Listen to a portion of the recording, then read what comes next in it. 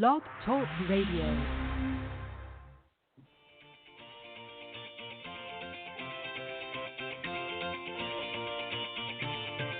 Good evening and welcome to Golf Talk Live. I'm your host, Ted Odorico, broadcasting live every Thursday, 6 to 8 p.m. Central from Panama City Beach, Florida, home of the world's most beautiful beaches. I want to take this opportunity to thank everyone for joining me on my weekly broadcast. Every week, I'll feature some of the best instructors, coaches, authors, and entrepreneurs in the golf business today. I begin with a great discussion on Coach's Corner, followed by an insightful interview with my special guest. So let's get started by introducing tonight's Coach's Corner panel. All right, thank you everybody for joining me here live tonight on Golf Talk Live, another Thursday evening, and as normal, we're going to start out here in just a moment or two with a great round on Coach's Corner with, of course, a couple of great guys on the panel, and I'm going to introduce both of them here in just a second. And then a little bit later on in the show, I'm going to be joined by special guest Greg Ortman. He's a Ph.D. and also a PGA professional and a golfologist. We'll talk to him a little bit about that and about his revised book. He came out with a book a few years ago called Golfology, Common Sense versus Golf Sense, a common sense approach to learning golf. And this is the newly revised and updated third edition of the book. So he's going to come back on. We're going to talk a little bit about some of the changes and just some other great information that's in the book for you folks out there that are learning to play the game, or maybe some of you that have been playing for a little while need a little reboot, if you will. So we'll talk to Greg a little bit later on in the show. Also, don't forget, as always, this season, Coach's Corner is sponsored by Golfswing.com, a great group of people out in the Dallas, Texas area, and just really honored and grateful for their sponsorship of the Coach's Corner segment. Golfswing.com, with its cutting-edge technology, have teamed up with some of the best instructors, coaches, and swing gurus in the golf business. Together, they have created one of the top video teaching and training online platforms in golf. So if you're ready to break 100, 90, 80, or even 70, then join their online video academy and learn from some of the best. Sign up today and watch, practice, and improve your game. And don't forget to add promo code Golf Talk Live at checkout and receive 50% off the subscription price. So go to golfswing.com at the end of the show and make sure you sign up tonight. And don't forget to add promo code Golf Talk Live. All right, as I said, we've got a great show tonight. We're going to be starting off here with Coach's Corner. Let me just introduce the guys, and then we'll get into tonight's discussion. First up, of course, a regular on Coach's Corner is the founder and director of instruction and owner of Plain Simple Golf, LLC, which, of course, houses the Plain Simple Golf Circuit and the Simple Swing Repeater Training Brace. And this gentleman has been teaching over the past 30-plus years, and has become a good friend of mine. And, of course, I'm talking about Pete Buchanan. Also, rounding out the panel tonight, very grateful that he jumped in again this week. He was on last week. Of course, I'm talking about another great friend, John Decker. He's the instructor with Golfswing.com and a motivational speaker. Also, a former teaching professional at the New Albany Country Club and the 2015 Southern Ohio Teacher of the Year. Prior head instructor at the Grand Cypress Academy of Golf in Orlando, where he worked under top 100 instructors Fred Griffin and late Phil Rogers. He's also the author of the book, Golf is My Life, Glorifying God Through the Game, which, of course, has an accompanying Bible study. John and Pete, welcome, guys, to Coach's Corner. Thank you, Ted. Thanks, Ted. Good to be here. All right, appreciate it. We always have a good time here, and tonight will be no different. And let me just very quickly remind everybody, of course, on Thursdays we are live. It is a live broadcast from 6 to 8 p.m. Central. For those of you in the Central Time Zone, and Eastern, of course, is 7 to 9, and Pacific is 4 to 6. So if you go to blogtalkradio.com and type in Golf Talk Live, that will take you to the main page, and you can listen to us front and center. But for some reason, if you can't, just go to that link anytime after the show, blogtalkradio.com. Again, type in Golf Talk Live and just scroll down to the on-demand section, and you can listen to all of the previously aired shows in their entirety there. And also at the end of the show, I'll tell you some other great ways that you can tune in as well, some other great social media platforms they can pick up the broadcast as well. But again, thank you guys for joining me here on Coach's Corner. All right, I'm going to start out, Pete, if you don't mind, with you, and then John, I'll jump over to you here in a second. The phrase "hitting bad shots" We hear all the time from many of our students, I hit a bad tee shot, I've hit a bad, shot to the green, out of the bunker, what have you. But sometimes it's not always a bad thing. You might be scratching your head if you're listening to the show. What do you mean it's not a bad thing? Well, Pete, what can we learn from our failures on the golf course? I think there's a learning opportunity when we do hit bad shots. Maybe give us an example of some of the students that you've worked with where, they've hit some bad shots, but you were able to turn it into a positive experience and help them to make some better shots down the road. Well, that's a great way to start. Of course. Well, I mean, first of all, I'd really like to see what their definition of a bad shot is. I mean, a lot of times, it may look like it's, maybe the contact wasn't as great, but the ball ended up, semi in play. So, realistically, it's not as bad as they thought. But, what I always try to do is if you're playing a par 4, you don't have to write down 5 until you've hit the 4th one. So there might be a bad shot in there, but you can always recover from that. And so, you need to look at really the overall, basis of what you're trying to achieve, and also understand if you do have some bad shots, you need to learn from them. What are they telling you? So if you hit one on the golf course, just like you hit one when you're practicing, if you hit a bad shot, I mean, I train all my players to really understand for themselves cause and effect. So if they do hit a bad one, they can fix it. They can make sure they do something on the next one to not have that same thing repeat. But I think more than anything else, I try to get them to realize there's going to be some shots as they play that, aren't going to be up to speed to what they think, but it doesn't mean it has to ruin your score. I mean, you've seen those holes where somebody tops a couple on the ground and they pitch it in from 90 yards. So, I mean, still a 3. So, you have to take the good with the bad, because there are going to be some of each every time you play. And so, as long as you can learn from what those bad ones are telling you and not let them frustrate you and not let them, get you down, you can still come around with a pretty good score as long as you understand what they're telling you. Yeah, well said. John, sometimes in the old golf bag, in addition to the clubs, we've got a few bad shots in there. And, although, as Pete pointed out, it's not always pretty, and sometimes it doesn't have as bad a result as some people might think. But there certainly definitely can be some learning opportunities here. So I don't know if you've got an example maybe you can think of, maybe a more recent one perhaps, where you've had a student that's, put it together a couple of bad shots, and you use that as an opportunity for them to learn from that. Well, first of all, Ted, thanks again for having me on the show. And Pete, I'm as always, enjoy being on with you.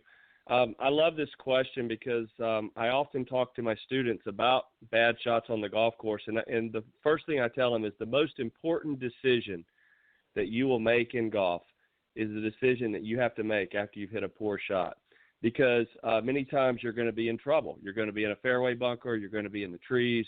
You might hit it in the hazard. You might hit it out of bounds. And how are you going to react to that? Are you going to get upset? Are you going to get mad? Are you going to try to hit a ball through 12 trees to get back into the fairway? Are you going to do something, to run up your score? So the decision quite often is the problem, because you don't want one shot to lead to two bad shots or 3 bad shots or 3 or 4 bad holes in a row. So I think more than anything, and I tell all of my students, you're going to make a bad swing. Everyone makes a bad swing on the golf course, even the tour players. If you're hitting, bad shot after bad shot for 18 holes, then obviously that's something that's got to be fixed in a lesson. But most often I really try to focus on the mindset of getting back into play. How is the best way? Like Pete was saying, there's a lot of different ways to make a par. You don't have to hit it down the fairway on the green and 2-putt. You can go from fairway bunker to the rough to on the green to making a 20-foot putt. That's a way that you could make a par on a par 4. So I think the mindset is so important, because you can have, and I see it all the time with these kids that are really good amateur players, they're high school players, college players, and they got these fantastic golf swings, but they hit one bad shot and it leads to a bad the next shot is bad, and it leads to a string of bad shots because they haven't got their mindset right. So that's a very important thing that takes a lot of maturity, and it's very difficult to do because, I struggled with that when I was younger myself. So I really think the mindset is so important when you make a bad swing on the golf course. Yeah, well said as well, John.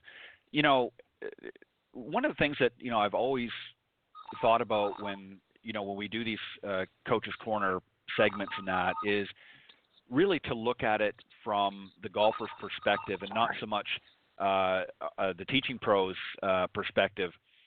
And John, as you pointed out, the mindset is equally as important as the physicality of the shot itself. And the real word that I pull out of this tonight's question is learn. It's a learning experience, and I think that from high handicapper right down to your advanced touring pro is going to have a couple of bad shots in their bag. But the difference is the pros have learned how to handle that situation, John, as you pointed out, and are able to recover and move on. They're not thinking about that bad shot. They might in the moment, but it passes very quickly, and they may even talk about it post-round.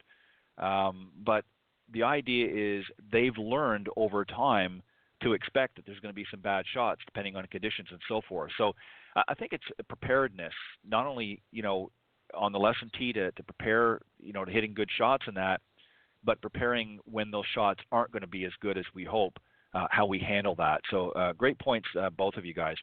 Pete, I'm going to come back to you on this one here. And I mentioned about having some bad shots in the golf bag. Well, something else is 14 clubs.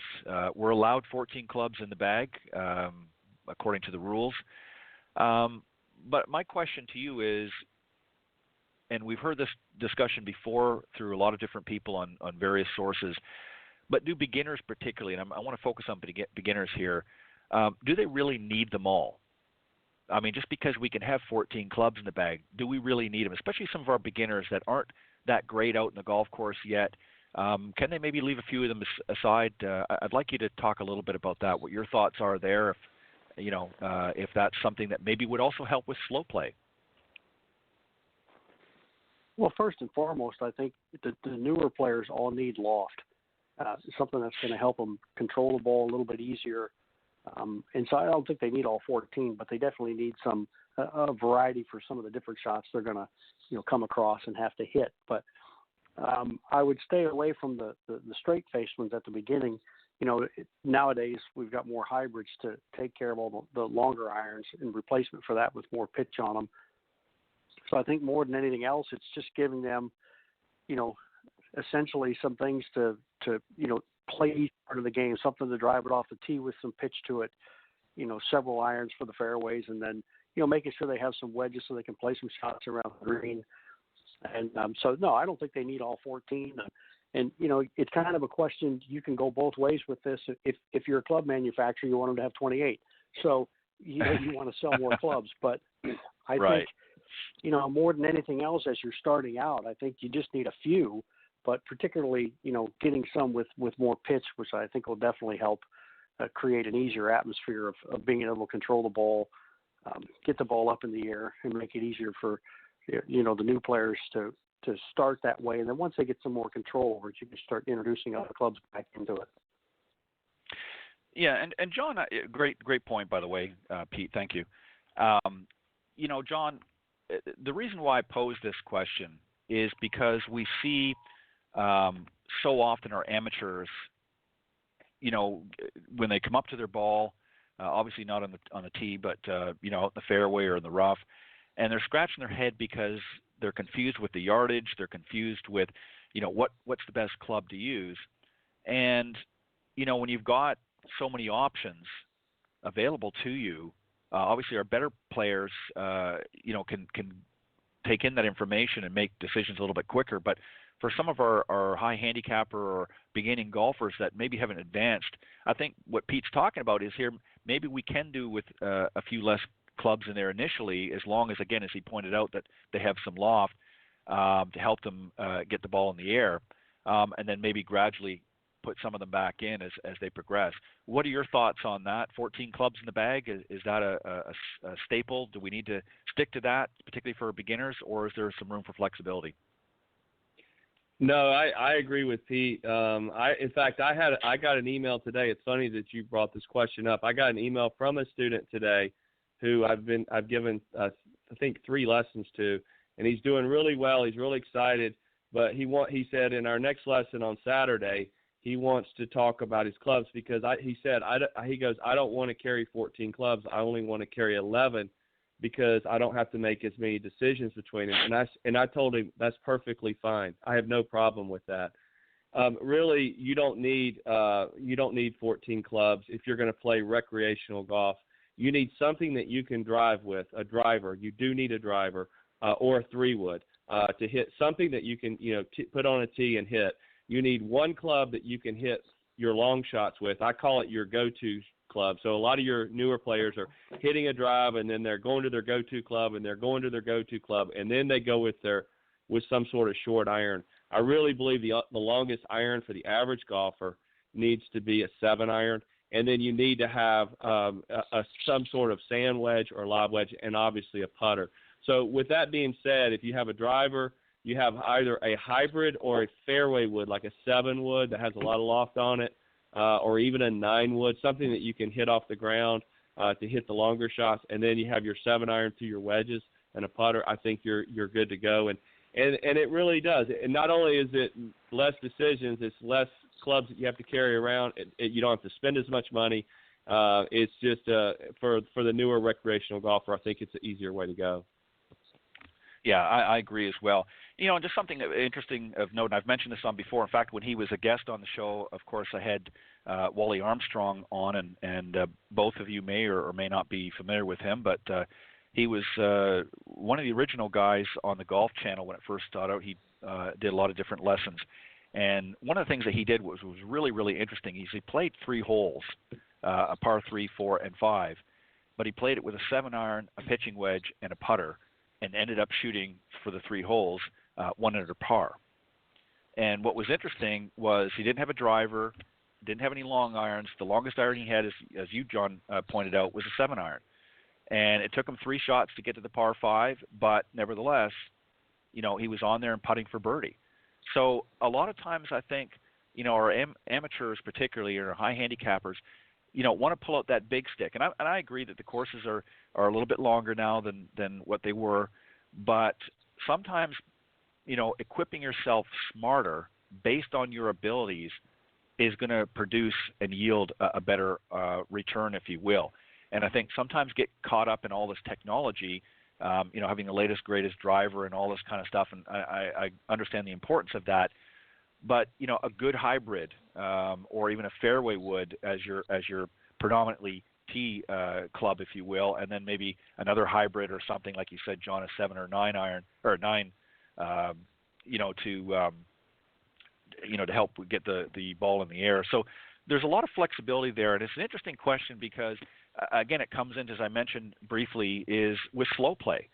I mean, when you've got 14 clubs in the bag to choose from, there's a lot of our golfers out there that really don't know how to hit them all, aren't utilizing them to their full capacity, and are only playing with a handful of clubs anyways. And so when they've got to keep deciding and they're lugging that stuff around, slow play comes in, and that's a big issue. It has been for quite some time. Interesting perspective, guys, on the question, and I appreciate, as always, your thoughts and input into it. John, I'm going to go to you this time. I'm going to give Pete a little bit of a break, come back to you. This is an interesting question as well. We've touched on this a little bit before, but we've got 2 sides of the brain, the left analytical and the right side, the intuitive. And they're very, very different. And just to give you an example, I'm taking this actually out of Greg's book tonight. Certainly we've talked about this before, but, our right side, if you will, gives us a common sense standpoint, our intuition, creativity, and imagination, if you will. Also, our emotions are done there. And from the golfing perspective, helps us with estimating distances, visualizing the flight of the ball, and obviously handling trouble shots and things like that. And our feel, touch, and tempo are also, controlled by the right side. And our left side, of course, is analytical. That's where we analyze things and a common sense factor, our verbal ability, computation logic, that sort of thing. And the golf sense side is playing conditions, alignment, aim, attention to details, pre-shot ritual, even club selection. I want you to just, again, I don't want to get into an overly deep conversation here, but I think it's important because people don't understand or get stuck on one side or the other and don't realize that both sides of the brain have to be active when making decisions on the golf course. So just touch a little bit of your understanding on how it works and when is the right or appropriate time to engage one side or the other. And I know it's obviously done at a subconscious level, but I think you understand what I'm getting at. This is a great question because I'm going to talk as a teacher working with a student. If I have a student who is extremely analytical, if I get someone and they say they're an engineer from MIT, the last thing that I want to do is give them a lot of complex information because that is not going to help them in their golf game. What they have to do is, I believe that you need to have a balance. You have to develop. I want them to, instead of thinking about every single angle in the golf swing, I want to give them drills. I want to get them out of their comfort zone of what they're used to doing and try to teach them to play with more feel. Like if I was working with DeChambeau, that's what I would do with him. He is way too analytical for what you're seeing on the PGA Tour right now, and that's why all the slow play stuff came up. I would try to do things more where he's playing more reactionary. On the other hand, if I get someone who is a musician or someone who is really a field player who just walks up. I have a kid that I've worked with that he won't make a practice swing, he won't pick a target, but he's got great feel and he can hit the shots, but he doesn't do it in the right order. So I try to develop for him, the left side of the brain. Okay, we've got to get behind the ball. We have to pick a target. I get more into the technical stuff with him because I believe if you're going to be a great player, you need to have a balance. I think that there through history, you'll see that more of the top players in the world are probably more on the right side than the left side. And the left side people tend to end up being teachers and going the route that I've gone and Pete's gone. And I don't know about Pete, whether he's right or left side. But I think that as teachers, I see more of that as from my perspective. But I think to have a balance is important because you don't want to be out there analyzing every single position in your golf swing. But then again, you don't want to be out there not just with no pre-shot routine, not thinking about your yardage, not thinking about the wind, and just saying, oh, here's the ball, there's the flag, I'm going to hit it at the flag. It's got to be, there has to be that balance. And so I like to ask a lot of questions, find out. I think the information gathering process, the interview process of your student is critical to it, especially when you have a new student, so that you understand how they think. And once you understand how they think, the more I know about how you think, the better I can be as a teacher. Right. Well said. And Pete, just to touch on a little bit more, what happens with a lot of golfers, I think, and as I said, I know we've touched on, not to the same extent as we're here tonight, but we've talked about sort of the analytical side and the the touch and the feel side, if you will. But Cindy Miller, who of course helps co-host on the Women of Golf on Tuesday mornings with me, she really, really studies this and really applies it to her students, because a lot of times, and even to her own game, a lot of times we get out there and when we should be engaging one side of the brain, we're often engaging the other. And as John just pointed out, it gets very confusing for a lot of people. Some get very analytical in that.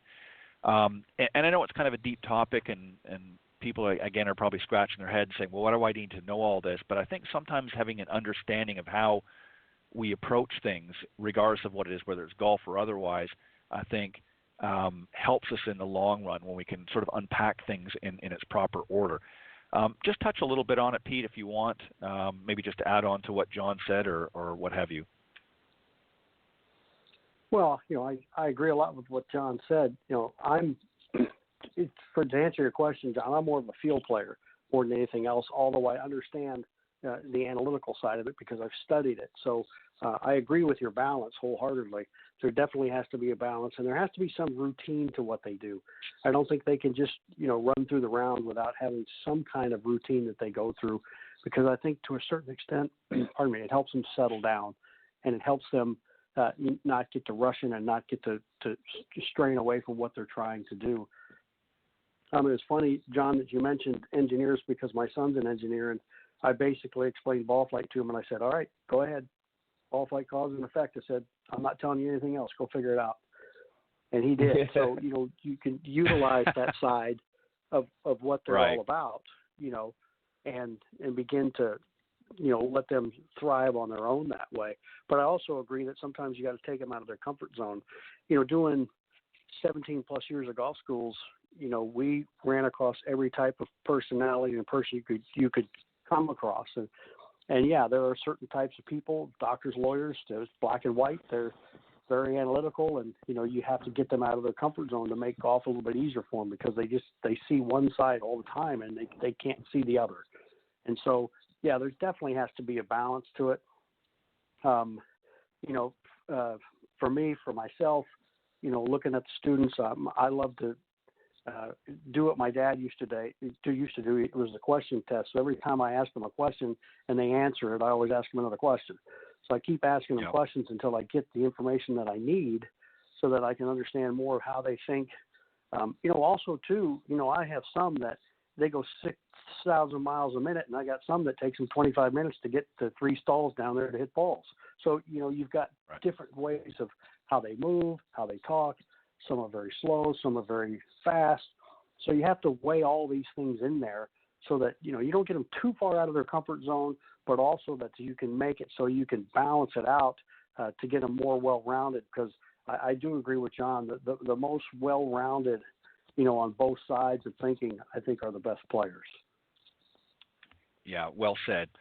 It's an interesting point, I think, really to cover, because I can think of a number of players on the PGA Tour particularly that, fell into one side or the other particularly, or more dominant in one side.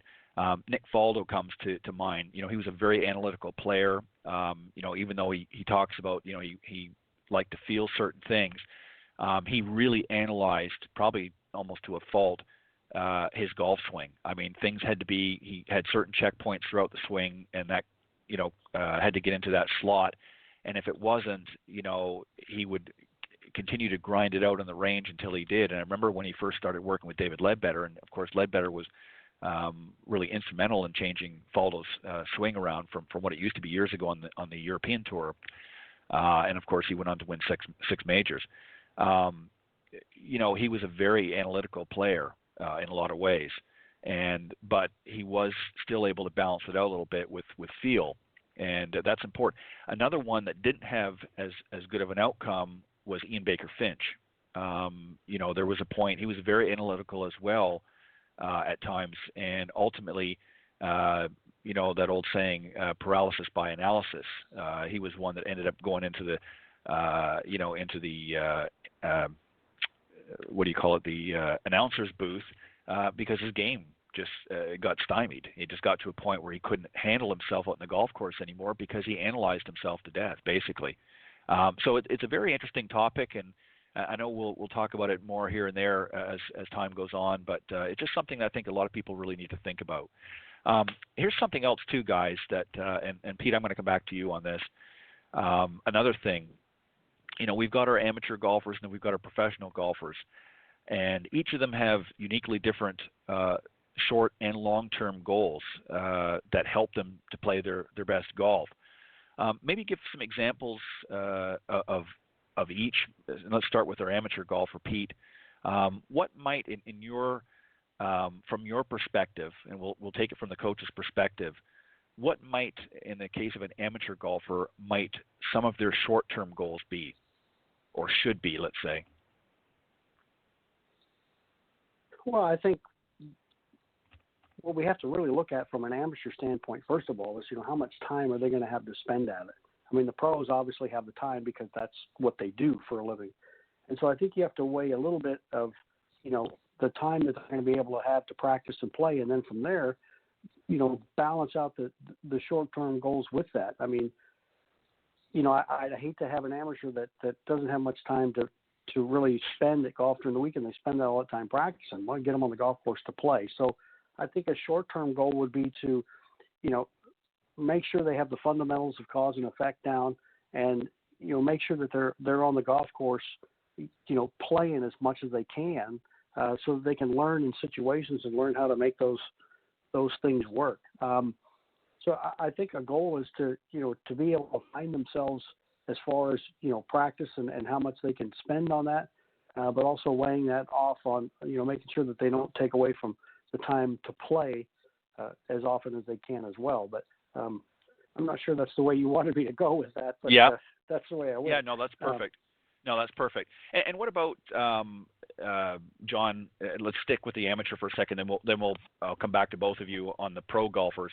What about long-term goals for our amateur? I mean, obviously, Pete talked about really, sort of understanding and working with the fundamentals and getting a good base to work from, if you will. But they need to have some long-term goals as well if they want to continue to play. Now, obviously, it depends on their why they're there in the first place. If they're just out to, be an occasional weekend warrior or an occasional golfer and not necessarily a weekend warrior, they may not really care. But for someone that really wants to see improvement over some longevity, they need to have some long-term goals. So what might some of those be for amateur golfers? Well, if you're starting out with a new player, a beginner, you want to get them to the point where they can, their long-term goal would be where they can go out and play 9 or 18 holes of golf with their partner or with their friends or whoever. If they're a more established player, let's say they've been playing for 10 years and they're a 30 handicapper, what I basically judge when I'm judging and working with amateurs, one of the first questions I ask them, if I know that they're a player, they're not a beginner, is what is your handicap? And then I say, okay, a realistic handicap, and I break it down season by season. I say this year, like if we're in March or April, I say our goal this year is to go from a 30 to a 25 or 26. And a lot of this will be based on, like Pete said, if they tell me that they only play golf, 3 times a year, then there's no goals to be set. If somebody says to me, I only play golf 3 times a year, my goal for you is to play 5 times in the year, because right. You're not going to improve your golf. You're not going to improve your golf game if you're only playing 3 times a year. But if they're willing to put forth the effort and they're willing to take the lessons, because to make those kind of leaps where you're going to go from a 30 to a 25, which is attainable, but it requires you practice, you take the lessons, you get on a program. And then at the end of the year, you reassess, okay, did we get to the 25? Maybe we got to a 27. All right, well, next year here's our winter program. These are the things that we need to work on in the winter, strength, conditioning, whatever, flexibility. And then we go from there the following year. So I kind of break it down season by season.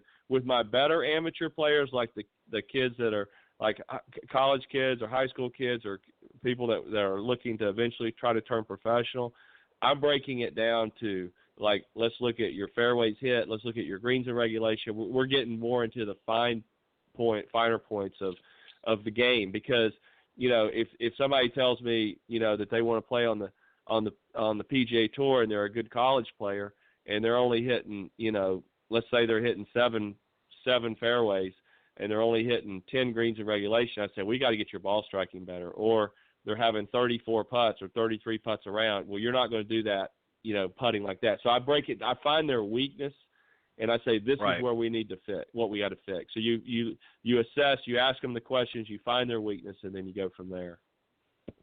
Yeah, and I think that's a great point to make. I think you have to first understand the player, what they're bringing, to the table, so to speak, and then, sort of assess where they want to be and then help take them there, through a lesson plan or a coaching plan. Pete, let's come back and let's talk about the pro golfer. And it doesn't necessarily have to be PGA Pro. It can certainly be in some of the feeder tours, that are there now. And they obviously have a little bit different mindset. They're traditionally tend to be obviously a little better ball strikers, and they know they can get the job done, but they have to have goals as well. So from a professional golfer standpoint, what might be some of their short and long-term goals? Well, I think first of all, the short term would be, depending on what tour they're on, it might be a whole season, but I think short term is, week to week, they have to be able to understand, what they need to do to continue to make cuts, looking at their stats to get those precise. I mean, they all know how to swing at it. Some of them do still need, help with what's going on with the swings and the impact, making sure they fully understand what their coaches are trying to tell them. I think to a certain extent, sometimes you get these players out of college and they get on one of the lower tours and, they're not quite sure if they're 100% into what the coach is telling them. And, the better they buy in, the easier it gets from what I've seen. They really have to just go with what the coaches are telling them. Obviously, results are going to be what, truly drives it in the end, how well they're doing. But I think on a short-term basis, it's, each week, it's, get to the cut, look at the stats, improve the areas that you can improve. If you're not getting enough greens, look at those situations and why, making sure, another part of it is, fitness, health, making sure they're eating right. I mean, those short-term things can really help them, in the long run, what they're trying to do. And then from a long-term basis, it's, putting together a schedule for the year and looking at the tournament schedule that they have to make sure that they can, keep their card, keep playing. What am I going to do long-term and how do I want to make sure that for this year, I'm going to be able to pattern this out so that I can play my best and do my best to be able to, shoot the scores that I need to continue playing. I think I usually don't try to look, too far beyond that for each year. I know long-term goals could be I want to win the U.S. Open and, I want to win a major. Right. I understand that, but I think, to a certain extent, the lower tour guys, I think they just need to, look at each season and, don't look too far past that. A lot of these guys, I'll tell them, 12 months down the road, I want you to look back.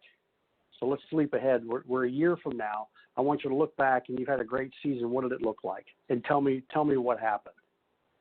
And if those are the things that happened, how are we going to do from now to that point to get to those things? So kind of on a long term, we can look at it that way. A great season for you would be what? And what are you going to accomplish this year on this tour that's going to give you what you need for next year? And then we sort of build those backwards into the practice and schedule of what they're trying to do. So, I just don't, I think for these lower tour guys, obviously they're ambitious. They want to move up, but I don't think you can look too far ahead until you get there. You gotta Right. be careful you're not looking too far beyond it because it might run right past you and you miss it. So I think they have to, Right. Just each season at a time, take a look at it and go from there. Yeah, well said. John, Nicholas often talked about at the beginning of the season, as he was warming up and getting ready to play, obviously first and foremost in his thinking was the four major championships. Those were what he focused on, and not to play down some of the other tournaments, but they were more or less his practice rounds in preparation too. So he chose them very carefully, I'm sure. Maybe not so much early in his career. Obviously, being a new tour player, he had to have a little bit different schedule. But as he got more evolved and developed in his game and yielded the results, many of the results that he wanted, his goals and process changed. So from a professional standpoint, what are your thoughts on short and long-term goals? If they're wanting to play better golf, I'm sure you agree with a lot what Pete said, but are there some other things as well that you're looking for to help some of your better players, that whether they have aspirations to get out on tour or whether they're currently out on some tour level, how do you keep them focused on those goals? I pretty much go season by season. I do want to know their long-term goals, and I think those, if you've got a 21 or 22-year-old kid and he says that he wants to win a major, Well, then okay, that's an incredible goal to have, and I applaud you, and I want to be there to help you do that. But here, what is the road that we need to take? We have to figure out the path, where to get you there, and it starts with what I believe that you have to do, and when you work with a better player, is you have to work on their weaknesses. If they hit the ball 330 yards, I don't need to give them power drills. I don't need to. I mean, if they're going to a fitness person doing all that, they're doing all the right things. Why is it? What is keeping them from getting to the next level? Is it in their short game or their iron play? Is it their decision making? Or maybe they don't hit it 330 yards. Maybe they hit it 270 yards. And as a teacher, for them to compete on the PGA Tour, they're going to have to hit it farther than 270 yards on a consistent basis. So those are the things that I look at. I look at where the weaknesses, and then I'm very upfront with them. And the work that when I was working with Bob Sowards, I mean, we would right from the beginning. I mean, when I first met him, he told me one of his goals was to play on the Ryder Cup team.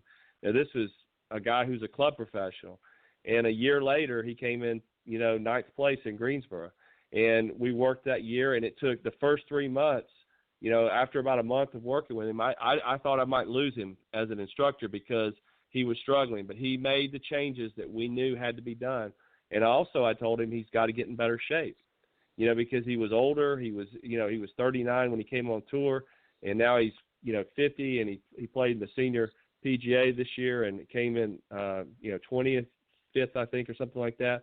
But he basically has gotten a fitness guy. He's in much better shape, and he's a better player now at 50 than he was at 39.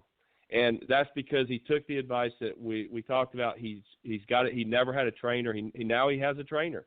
He works with a trainer. So he took the information that I gave him, and we worked for 8 years, and he's still one of the top, definitely one of the top club professionals in the country, and playing out on the Champions Tour when he gets a chance. So he's done really well. So every player is different.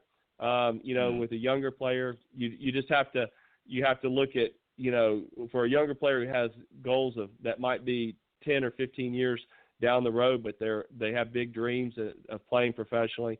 I think that the best way to do it is to break it down season by season and not get too far ahead, because like Pete said, if you do, you're going to get caught up in the wave of trying to do too much at once, and then your whole game's going to be gone.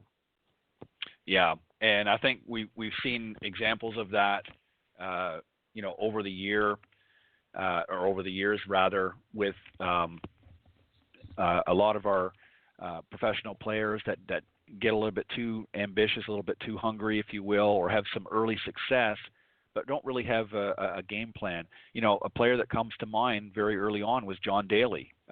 John Daly went out and won the PGA Championship, and was literally catapulted to the top of the game, but then sort of stumbled for several years after, and now you see where he is, to where potentially he could have been. And I think a lot of it was he just didn't have the proper guidance or direction. He was a phenomenal player, had a definite skill set, but he had a lot of other issues as well, and we don't need to get into those, but that I think prevented him from having a much better career than what he ultimately had. And not to say that some of his career wasn't great, but there was a lot of downside to it as well. And I think it's just, again, a lack of vision and proper planning. And I think you have to have some purpose in your goals as well. So much like practicing, you have to practice with a purpose and intent, and not just sort of say, yeah, I want to win next year's Masters, but then not really have a plan of how you're going to get there and achieve that. Our final question, it was kind of brought up earlier, but I want to pose this, and Pete, I'm going to come back to you. We have some checkpoints or fundamentals, as they're often referred to in golf, our grip and alignment, stance, and ball position. Are these fundamentals often that are overlooked or incorrectly implemented?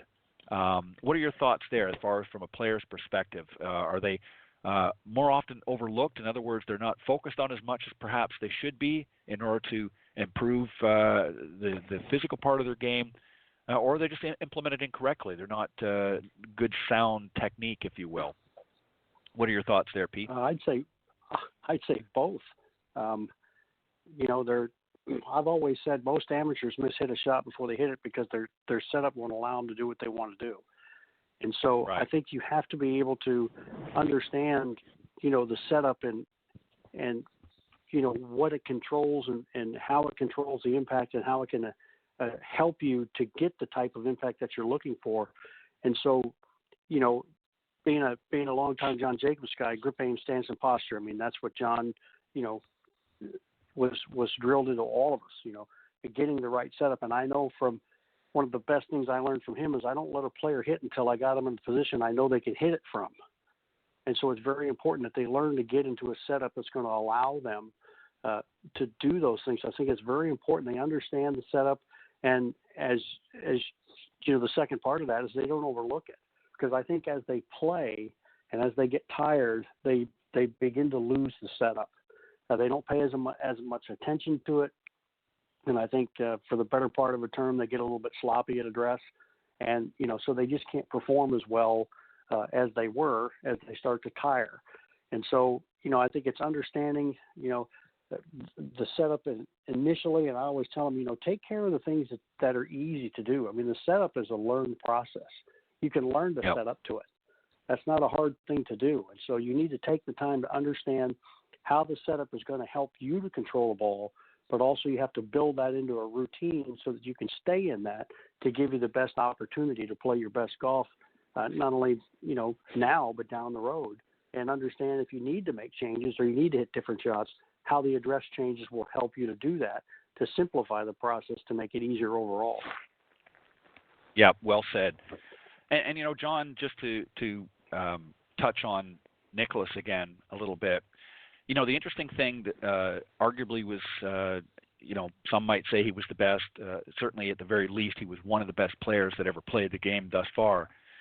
And what was interesting about Jack was, when he came out at the beginning of the season and was ready to play the new year, his focus wasn't, well, I want to hit the ball farther this year, or, I want to, strengthen this or strengthen that. He came out and right from the get-go, he focused on the key fundamentals. He wanted to make sure, because, the seasons obviously were a little bit different then. They're much longer now than what they were, so they're playing a little bit more back-to-back. But in his day, if you will, the seasons were a little bit shorter. So there might be a few months where he wasn't playing as competitive golf as he was earlier. And, you get a little bit rusty, even for a player of his caliber. So obviously the fundamentals. Is this, John, in your opinion, do you agree with Pete in the sense that they're often overlooked or incorrectly implemented, or a little both? What are your thoughts? I agree pretty much with Pete. The one thing that I just think that most people overlook the setup. Most amateurs. The greatest or the biggest takeaway that I got in 2008 when I got to spend a whole year out on the PGA Tour, the number one thing that I saw the tour players work on was their setup. Every tour player has alignment sticks. They all use them. And on Monday and Tuesday and Wednesday, when they're really working on their swing, because on Thursday they're warming up and they're going out. They're not working on their golf swing on Thursday. They're just warming up and going out. But they work on their setup. The average golfer rakes the ball over. They hit a ball in the driving range, and they rake the ball back, another ball over. They don't even move their feet. They don't back away from the ball. They don't pick out a target. They don't have any idea.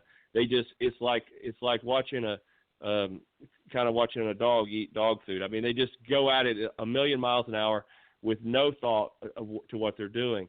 And it's so important, how you hold the club, how you aim the club face, where you play the ball position, your knees, your hips, your shoulder line, all of those things go into hitting a good shot. And when tour players get off a little bit, most of their lessons and their teachers are working on with them is they get off in their setup.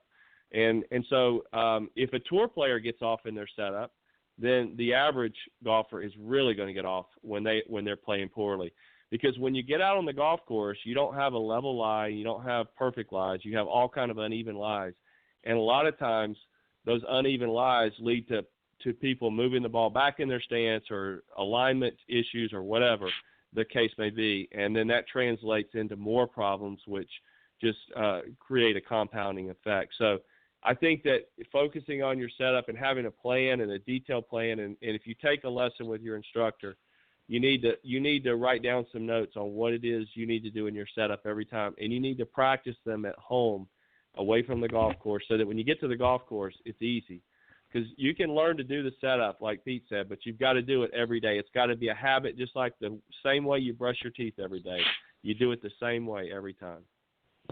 Yeah, and that's just, again, to further the point that I was making about Jack, is that was why at the beginning of the season, he obviously knew how to hit the ball and was able to do a lot of the things that he needed to do, but that was a key for him every season to get out there and work on those fundamentals, getting his stance and his alignment and even the grip. I mean, he obviously did certain things throughout the off season, and I'm sure he played plenty of golf, but it wasn't at the same competitive level. So he knew that he had to, refresh himself with a lot of these important areas.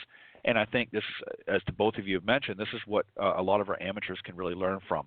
And it's not just about thinking you're doing the grip and alignment. You've got to really do it. And this is where it all boils down to having a good pre-shot routine and something that your coach or your teacher professional can help you put together, something that's comfortable for you and something that's repeatable. And then when you're away from that individual, you work on those things, whether you're on the golf course or not, or at the practice tee. You can do a lot of these things you can do at home. You don't even have to have a golf club. So obviously for the grip you do, but you can put some sticks down and some alignment sticks, and they're very inexpensive. You can get it at your local pro shop or even some of your big box stores like Dick's Sporting Goods and things like that. So, there's a lot of great ways that you can improve your game. And I think tonight, guys, I think you would agree we had some teeth in tonight's discussion. I think there were a lot of key points that I hope will help a lot of the listeners out there. What do you think about tonight's discussion, guys? I loved it. I enjoyed it. Yeah, definitely. Definitely some great points. I think as an overall from an amateur standpoint, especially, some of the professionals might benefit from it. But I think of the things we were talking about. I mean, if you're an amateur player, I'd probably play this segment over again and listen to it again and listen to some of the things that were said in here, because I think, for their games, it's going to be a great benefit for them to understand, from the thought process to practice to, goals, all the things we talked about. I think it was, an overall basis was a pretty good, summation of what would really help them to improve. Yeah. And a lot of times there's things that, we can't just, you can't put everything all into a teaching session. Obviously you have to do a little bit here and there, because obviously the students get overwhelmed. So that's a great idea, Pete. Obviously, we want people to that join us here live. That's great. But for those of you that maybe are tuning a little bit late, or even if you did join us live, go back at the end of the show and listen to that segment again. The Coach's Corner, we always try to give you some little nuggets here and there. We can't obviously in an hour reinvent the wheel per se, but we try to give you some nuggets here and there, and I think we did a good job tonight, or you guys did a good job tonight. So thank you both for being on Coach's Corner, and keep doing all the wonderful things that you guys are doing to help grow this game and to help make it more enjoyable for our golfers out there. So thanks, guys. And very quickly, before I let you go, John, I'm going to let you go first. Just let the folks know if they want to reach out to you, how they can do that, and then Pete. Well, Ted, thanks again, and Pete, I enjoyed it as always. There's different ways to contact me. One thing I do want to say is I'm doing a podcast with Dr. Angelica Napolitano. It's the Golf Swing RX podcast, the prescription for your game. If you want to reach out to me, and you can listen to that on iTunes or Stitcher or SoundCloud, any of the places you download, you can listen to the podcast. Also on Facebook, if you go under John Decker Golf Instruction, and I spell my first name Jon. I'm on Instagram, Twitter, YouTube, and LinkedIn. I'm an instructor with golfswing.com. So if you go to golfswing.com/John Decker, you can see my videos. And also my book, Golf is My Life, Glorifying God Through the Game, is available on Amazon and Barnes & Noble websites. Perfect. Thank you as always, John. And Pete, best way for the folks if they want to connect with you as well. You know me, Ted, I keep it simple, plainsimplegolf.com. All the stuff that you're looking for what we do is out there. It's the plain is PLANE. And so plainsimplegolf.com, you can find me out there and see all the things that we're doing. And again, John's always a pleasure to be on with you. And Ted, again, thank you because, we say this all the time. I mean, you bringing these segments out to the golfing public is really, really helping. So, thank you for continuing to do this. Well, I appreciate it, and I enjoy it always, and I look forward to the next time that you guys join me here on the Coach's Corner panel. So have a great week and weekend, guys, and I will see you next time here on Coach's Corner. Thank you. Thanks, Ted. See you, John. All right. See you, Pete. All right, that was the guest panelists tonight on the Coach's Corner segment, John Decker and Pete Buchanan, and certainly brought some very interesting discussion to tonight's panel discussion. And again, as Pete suggested, go back at the end of the show and go to blogtalkradio.com/Golf Talk Live, or just type in Golf Talk Live. And if you scroll down to the on-demand section, you can listen to the archived version of the show and listen to the first hour, of course, is the Coach's Corner segment. Certainly want you to listen to all of it, but you can replay the Coach's Corner segment and listen to some great advice. So for those of you out there that are either new learning the game or maybe you've been playing for a while and you want to give it, as I said earlier, a reboot, you definitely want to tune in and listen to the broadcast. Before I introduce my special guest tonight, I just want to remind everybody, great offer by our sponsor of the Coach's Corner panel, golfswing.com. If you want to improve your game and see some great videos in their online training, online platform, online video academy, if you will, just go to golfswing.com and add promo code GolfTalkLive at the checkout and receive 50% off the subscription price. Here's a little bit more about golfswing.com. Take a listen. Are you finally ready to improve your golf game? Golfswing.com is changing the way golfers learn online. With the largest collection of golf training programs and drills on the planet, Golfswing.com can help you improve every part of your game. Whether you want to gain more distance, hit it closer, or just sink more putts, Golfswing.com's staff of world-class coaches can help you gain the results you need. Watch unlimited videos on any device from anywhere in the world and start playing better, scoring lower, having more fun, and saving money. Get your fix on demand at Golfswing.com. All right, and again, thanks to the folks at golfswing.com for sponsoring the Coach's Corner panel segment here on Golf Talk Live. Appreciate it very much, guys. And again, if you want to join their online video academy and learn from some of the best in the business, then sign up today and watch, practice, and improve your game. Simply go to golfswing.com and add promo code GolfTalkLive at the checkout and receive 50% off the subscription price. It's well worth it, I guarantee it. And as mentioned here just a moment ago, John Decker is one of the instructors with golfswing.com, and he's literally got, I think, a couple hundred videos now, including a signature series on there as well. So definitely go to golfswing.com, enter promo code GolfTalkLive, and get 50% off the subscription price. Okay, my special guest tonight, of course, is Greg Ortman. He's a Ph.D. and PGA professional and golfologist, if you will. Greg has served the golf business as a player, educator, lecturer, and coach for nearly 4 decades. After a successful 4-year college playing career assisting the Slippery Rock golf team to a second-place finish in the NCAA Golf Championship back in 1979, he then turned professional and successfully competed on various golf tours during the 80s. A near miss, one shot, in fact, to qualify for the 1988 U.S. Open sent him in the direction of teaching and coaching. In 1990, he became the director of golf instruction at the world-renowned Woodlands Golf Academy at the Woodlands Resort, where his research into biomechanics and proprioception established him as one of the top innovative golf instructional schools at the time. He's also the author of a great book called Golfology. This is actually the third edition, printing in 2019. And as I mentioned, he's a Ph.D. in holistic sports performance. In 2012, he earned that. His dissertation, The Integral Golfer, receiving admiring reviews from faculty, professors for its insight into mind-body networking as a revolutionary concept to learning golf by replacing common sense misconceptions with golf sense concepts, is creating a positive paradigm, if you will, shift to all who attended his seminars, clinics, and schools. And he's just a great guy. He's been on the show. It's been a few years, so let me bring him on, and let's welcome back my good friend, Greg Ortman. Greg, welcome back to Golf Talk Live. Hello, Ted. Do you have me? I got you. You're here, my friend. How you doing?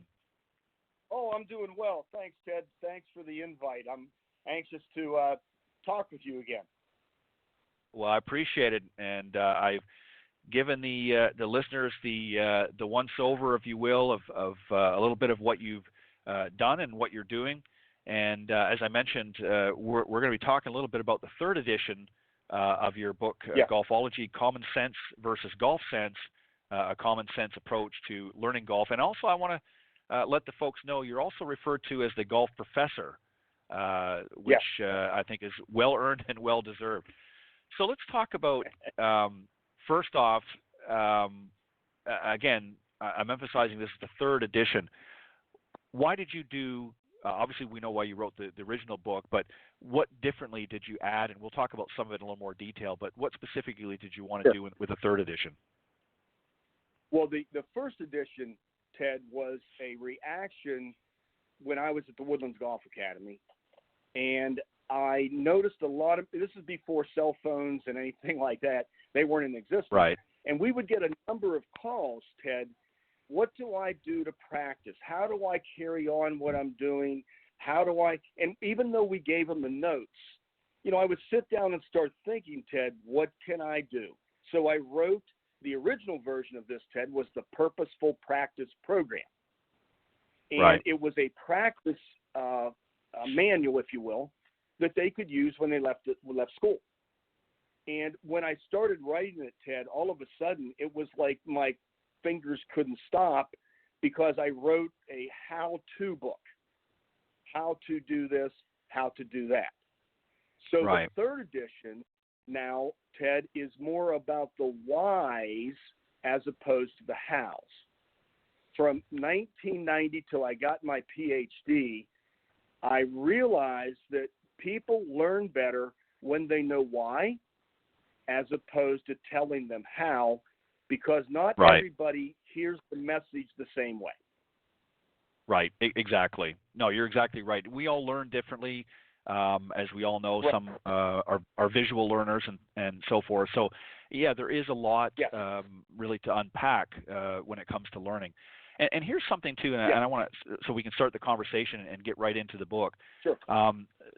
There's a lot of hidden reasons why golf is very difficult for some to learn.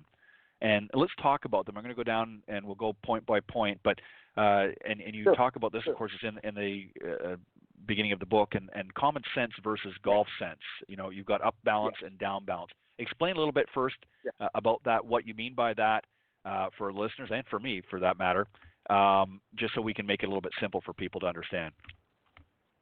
Oh, sure, Ted. I like to put it this way to make it simple. Is I was a basketball player in high school and also a golfer. And sometimes those were mutually opposed to each other because in basketball, the hoop is 10 feet in the air. So I lived on the basketball court. I lived on the balls of my feet because as a little guy, like I was, I had to jump and, get the ball towards the target. Well, what I started thinking when I was at Woodlands Golf Academy is everybody tends to be on the balls of their feet. So when I'm on the balls of my feet, my common sense says if I'm on the balls of my feet, I'm going up. So people who think that let's say they lift their head, if they're on the balls of their feet, their natural instinct, i.e. common sense, is to move upwards. Right. But as we know, where is the golf ball, Ted? It's on the ground. Down. Right. It's down. So in order to stay down, your weight needs to be a little bit more towards the heels, because if I get on my heels, it's so much easier for my body to perceive down. So a lot of times people are just doing what they naturally feel like they should do. I'm on my balls and my feet. I'm an athlete. I want to get the ball in the air. So I'm going to what, Ted? I'm going to lift up. Right. So if I get them, I found that if I get people back more in their heels, almost like someone water skiing. So what happens then is I do a little test with them. It's kind of fun. And I pull on the golf club and have them try to hold me back. And every time they get in the balls of their feet, what is their first thing they do? They stand up to get back in balance. And I do mention in the book, Ted, all mistakes in golf start with balance. Because if you're not in balance, there is no way you can make that the symmetry of the motions to get the club back to the ball. It just isn't going to happen. The first thing your body does is what? It goes common sense. It goes where? Back in balance. It's not worried about hitting a golf ball. So when someone realizes the more they get back in their heels, the better balance they have to stay still, stable, rotary, with a non-moving target, a revelation comes over to them that this is really a rotational athletic move without having to move up and down. Because the natural instinct, Ted, common sense, something on the ground, I got to lift up to get it in the air. No similar than I have to jump up to get the basketball to the hoop. Right, exactly. And you know, when you look at other sports like football as an example, we often see coaches will come to their player, they'll come behind their player, and I mean they can sometimes, for some players, just tap them and it's enough to throw that player off balance. And so you're exactly right. If you're not in balance, your body reacts in such a way that it starts to do the opposite. If you're not in balance, it has to find a way to get into balance or back into balance, if you will. So like you said, a lot of times if we're lifting up, then we've got to do something else to counter that. And this is where, unfortunately, a lot of players get into problems. So let's go to point number 2 here, proprioception, if you will, perception versus reality. Let's talk about that a little bit. Sure. Now, proprioception is from the standpoint, Ted, of, let's say, biomechanics. It's how you perceive yourself in space. Everybody perceives themselves in space a different way. That's why when we have a lineup of, say, 8 students at a golf school, if you will, then we do them. Every one of them has a completely different perspective of, let's call it this way, I swing shallow, I swing upright, I'm coming over the top, I'm doing this, I'm doing that, I'm doing this. Their perception is really not reality, because when we show them on video, and most instructors will agree with this, you show someone on video their golf swing, the first thing they say, that's not me. Because what they perceive, subjectively, what they perceive subjectively is not an objective opinion. So that's why I believe video is so important in teaching. But the proprioception is when you really believe you're doing something and you see it differently. We'll talk about cognitive dissonance, later.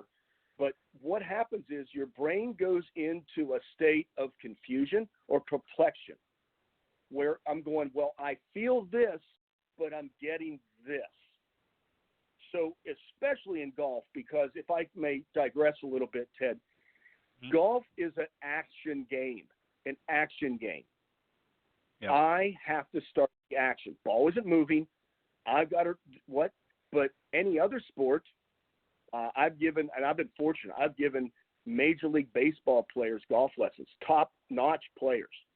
And it's so hard for them to hit a golf ball because it's not moving.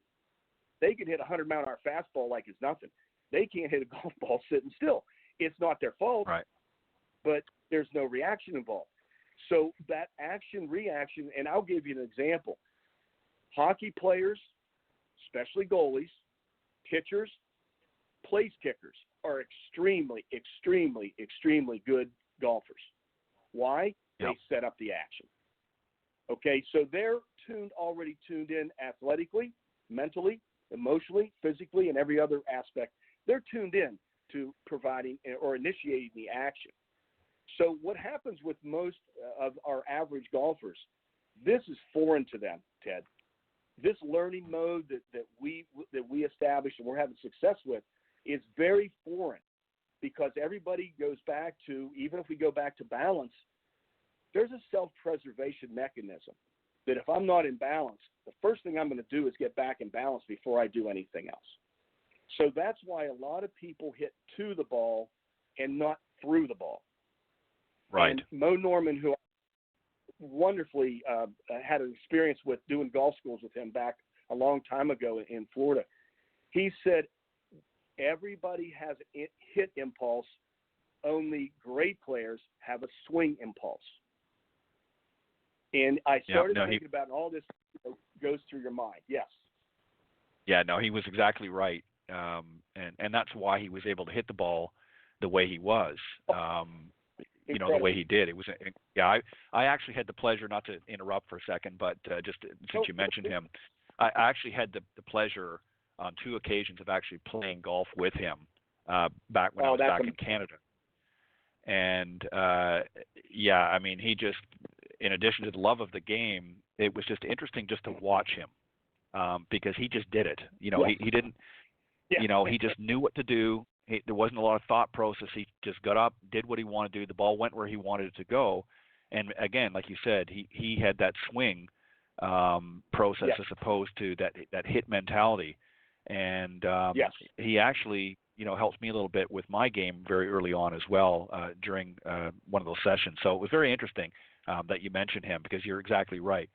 I want to move on, if we can, just to the next point, and that's the proprioception gap, involving nerve impulse and brain versus the brain impulse. Let's talk about that. Well, thanks. That's my favorite subject. The reason it's my favorite subject, it really is. It's because, and I'm going to segue this into something that I did in order after I was working very hard on my Ph.D. and studying this. I tried to learn the guitar, Ted. Mm-hmm. And as a matter of fact, I became relatively good at it only because I started to learn something. I learned that there are people out there that at 5 years old can really play a good guitar. And there's people like me at 60 years old that still play a pretty good guitar, but we can't get any better. So what happens is, the reason I say that is I learned the guitar only to figure out what effect that had on learning golf. And what I established to myself was that, there's a point in time when it's called the implicit memory and the explicit memory come into effect. And let me try to explain that as easy as possible. And I'm not trying to use these big words for any other reason, but that's what it's called. The explicit memory would be what the muscles are doing. The implicit memory would be what the brain is telling the muscles to do.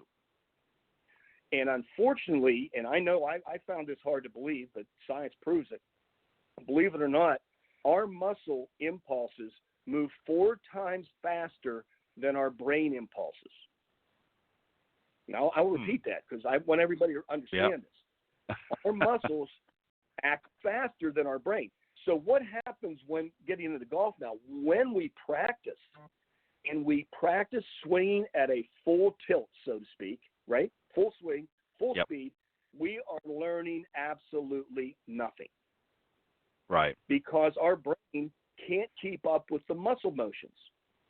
But if I swing in slow motion, if I swing where the brain and the muscles can in sync, if you will, let's say you swing at 100 miles an hour, Ted, but now you start swinging at 25, and your brain and your muscles go, wait a minute, we're not going to fight each other anymore.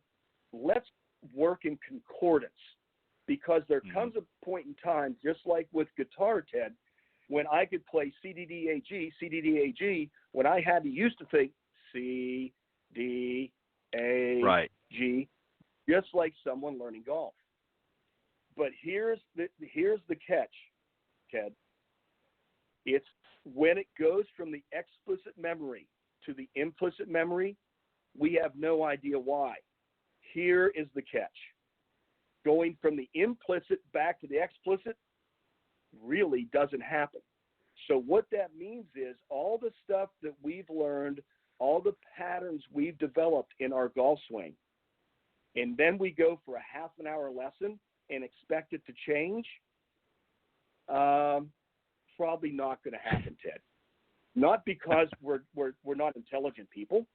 It's because the brain takes 4 times as long to learn than the muscle. And once the muscles are programmed in that auto mode, the auto mode where this is what we do, this is what we do, and then you have the brain come in and say, no, I want you to do something else, it takes 4 times as long for that to happen. And speaking of this, that's why I'm an opponent of the word muscle memory. Right. Muscles don't have memory. The brain sends impulses to the muscles. But once you've added that muscle and it keeps doing the same thing over and over and over again, the muscle knows better than the brain, not necessarily what's best. Let's say for a golf swing.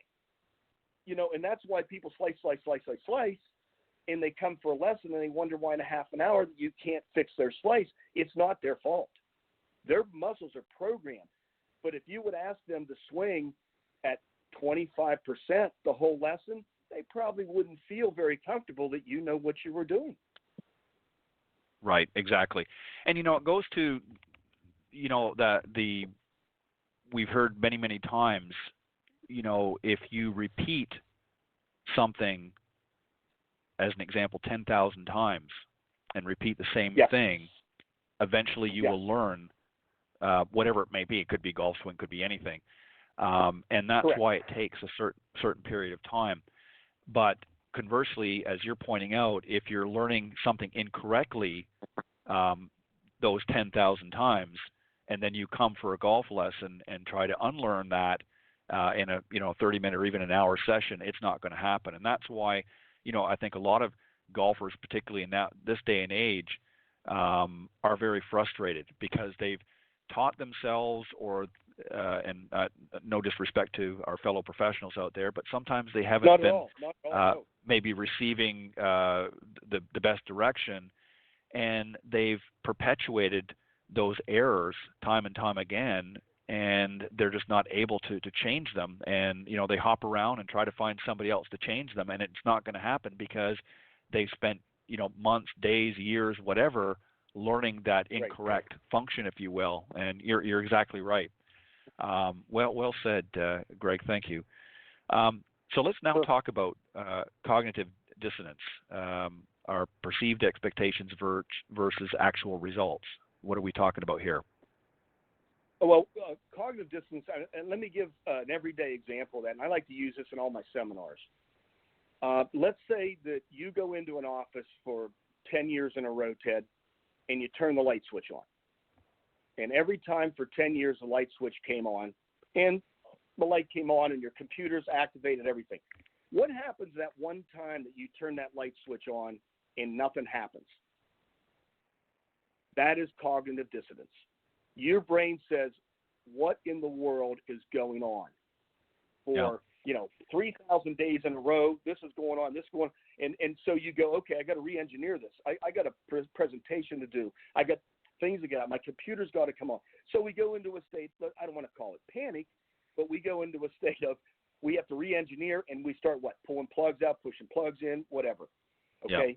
So what happens in golf is, imagine this, I'm on the first tee 30 times in a row, and I drive it down the right center of the fairway.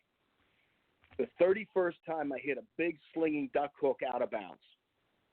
Mm-hmm. And I feel like I made the same swing. The rest of the round you spend on trying to figure out what did I do to hit that big slinging duck hook. So what happened was your expectation was I always hit the center, right center of the fairway, always right center, a little fade out there.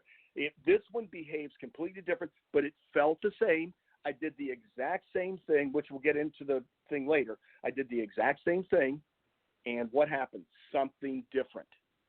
So then we go into what I call the archaeological garbage bag in our head of all the stuff we've read in Golf Digest and the lessons we've taken and everything, trying to prevent that. And 6 holes later, what happens?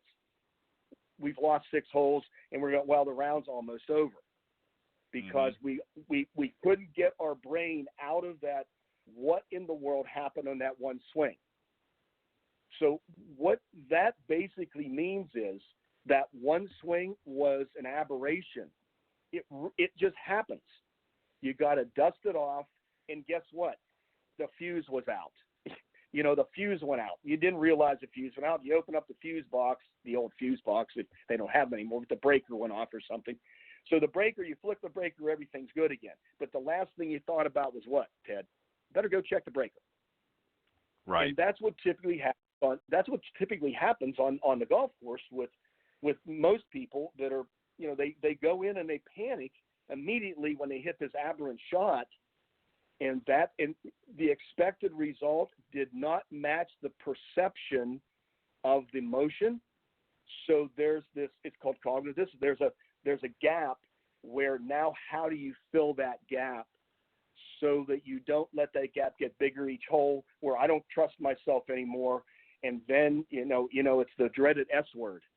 That happens one time with some people, and they can't play golf for a long time. It was an aberrant shot, the rough, whatever. It could have happened.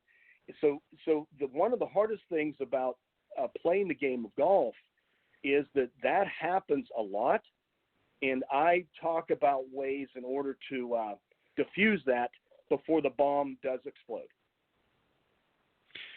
It's interesting you say that, because, you're exactly right. How many times we see a player, out on the golf course, and they have that expectation, that perceived expectation that something is going to happen a certain way, because, again, going back to the previous point, they've taught themselves or been taught to play or do something a certain way, and they think that they're doing the same thing, and there could be just something that's a little bit askew from the first time or the previous time that makes those results different, and they can't understand. So they end up having what I like to refer to as anxiety. They develop an anxiety, and they get that paralysis by analysis. They start to, the rest of the round, they're not thinking about, okay, what do I need to do on this hole to get the job done? They're thinking about 3 holes back when they had that crappy, shot that they just hit. And this is what really, in my opinion, Greg, differentiates the pros, is the pros are able to disengage. They're able to, throw that in the trash heap, if you will, and they move on. And many of our amateurs can't. So let's talk about golf learning a little bit. So how do we learn differently from what's been going on? Well, one of the things that I've been working on, and a lot of the stuff I'm talking about is leading up into a little more in depth into my next book coming out, Ted. But I'm trying to figure out a way of explaining how to unlearn the game in order to relearn the game. Let's say how to unlearn my golf swing before I relearn my golf swing. Because the hard part about this is, as you know, most of us, we learned by ourselves. And the common sense always interfered with our golf sense. We struggled with that. We didn't know what it was. We think there's something wrong with us. There's nothing wrong with us. Golf's just a very interesting exercise in it's almost like may I call it a religion in a sense, where you become such a devotee to the game that you somehow lose track that it's just a game. And we should maybe take it more that way. And pretty much golf learning is, as I mentioned, the explicit, implicit memory, something like, as I mentioned, the guitar, but I'll say something else too that I like to use in my clinics is, I wonder how many people have ever thought about when they take their first step, does it go with the right foot or does it go with the left foot? Mm-hmm. You never think about that. But one of the things that happens, Yeah, of course not. But one of the things that happens is, let's just say, for example, that I am asked now to actually go up the stairs. And now they say, well, I notice that you always go up the stairs with your right foot. And you don't think about it, up and down the stairs. All of a sudden they say, now you have to make your first step with your left foot. Wow. Yep. Have you ever tried that? I do that with my students, and I have people walking through. People at my clinics are walking through the hallways, bumping into each other. But it's kind of funny, and they come back. Yeah, they got the hallway at one of these at Pittsburgh. We did it. I have people bumping in, blaming me. They're knocking each other over. But I guess the point I'm making is, once you start learning golf, you're asking someone who's always made their first step, didn't realize it, with their right foot. You're asking them now, I want you to take it with your left foot now. And all of a sudden they feel so uncoordinated that it's almost like nothing can really happen. And once again, it goes back to the implicit, explicit memory. My right foot, I've done it so often. Another perfect example is, how many people have ever driven a car and lost a mile because they're thinking about something else and they're driving, and all of a sudden they go, I don't remember that last mile. And, right. I mean, obviously, and what's going on? We're an autopilot. We're an automatic. When someone makes that first step, but now they come for a golf lesson and they say, okay, I know you like to have your grip this way. As soon as you change that grip, you're asking them to step with their left foot. And it's not anybody's fault. Believe me, I'm not throwing any darts at humanity here. It's just how we are. And when you get something that has a lot of moving parts like golf does, Ted, what we have to do is break it down to the simplistic. And the simplistic is, this is how we learn. This is how I learn. Take a little bit easier on myself and give me a little more time other than 30 minutes. So the unlearning process of, going left foot instead of right foot is more important, Ted, than the relearning process. And that's what I'm trying to say when it comes to golf learning. What's interesting, in the previous segment, I have the first hour, I have a Coach's Corner panel, and I have a bunch of my fellow professionals. It's very good. Yeah. And, one of the things that towards the end we talked about and I be honest, I snafu'd it from your book. You talked about the checkpoints, the grip and the stance and the posture and that. And I made the point about Nicklaus. And, one of the reasons he practiced at the beginning of every season, he went through that checklist or those checkpoints again. It's not that he forgot, but it's just that he wanted to make sure that he was doing them correctly again, because it's amazing, especially for those that are from the Northeast and maybe some cooler climates in the winter months that don't play or touch a golf club for several months, and you come back out and you think your grip's going to be exactly the same, and your stance and your posture and so on. A lot can change in 2 or 3 or even 6 months, and this is why he made a point of doing that. Is he wanted to make sure that he reminded and refreshed that opportunity, if you will, at the beginning of a season to relearn, if you will, some of those key points in his golf game.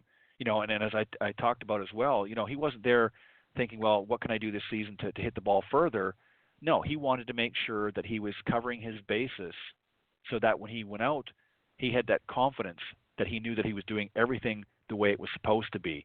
And so when you look at a player like, somebody of Nicklaus's caliber or Tiger Woods or whoever you want to pick, that's the reason they work on those fundamentals to the degree that they do. And I think this is why so many of our amateur golfers, Greg, run into these problems is they don't spend any time. And especially if they've ingrained some bad habits, they're not able to break them because they don't focus on doing things correctly for any length of time. They just sort of willy-nilly make changes and are in a perpetual loop, if you will, for the next 20, 30 years, and they wonder why their golf games never improve. So I just wanted to mention that because it was something that we talked about a little bit. Let's go on because I want to give you some time because I know it's something that you want to share with the audience tonight. In addition to talking about the book, let's go to the final point here: ritualistic repetitions, ritual versus routine, and what's the solution? Well, I know this is not a matter of semantics, and this is a very passionate subject with me. And I talk about it at the end of my book, and at the final part of the book when I talk about what can you take from a practice session on the driving range or practice range. How do you take that golf swing to the golf course? And most, there are some unbelievable range players. I mean, we talk about it all the time at our golf, academies, where we have people that can hit it stripe it on the driving range or practice range, and they get on the golf course, and after 3 holes, they're done. Mm-hmm. And if you watch them, I've always talked to people. You watch, I say, watch what you're doing. Watch what you're doing. They'll hit it, they'll scrape another one. They'll hit it, they'll scrape another one. They'll hit it, scrape another one. When I say scrape, they're putting it down again. Right. Okay, I'm sorry. I didn't talk golf and lingo there. But what happens is they never watch the shot. They never watch the shot to the finish, Ted. So there's no feedback. Yeah. There's no beginning. There's no end. There's no now. It's all about the future. It's all about the future. There's no start. There's no finish. So if I could make this statement, and anybody can look this up in the dictionary, and I talk about in the book, and it's very passionately. Nobody who's a good player has a routine. They have a ritual. And I can prove that in many different ways. It's not semantics. A routine is, let's say I have 5 things I do every morning, Ted. Mm-hmm. Okay, and after the third one, I get a phone call, whatever it might be. The phone rings. I take the phone call. Then what do? I go to 4 and 5. Okay? Yep. Name me a golfer who gets interrupted in the middle of his third part of his ritual who doesn't go back and start again. Right. Nobody. Okay. The difference between a routine and a routine is 5 things that you do no matter what order they are. A ritual is the 5 things you do. It can be 8, it can be 7, whatever.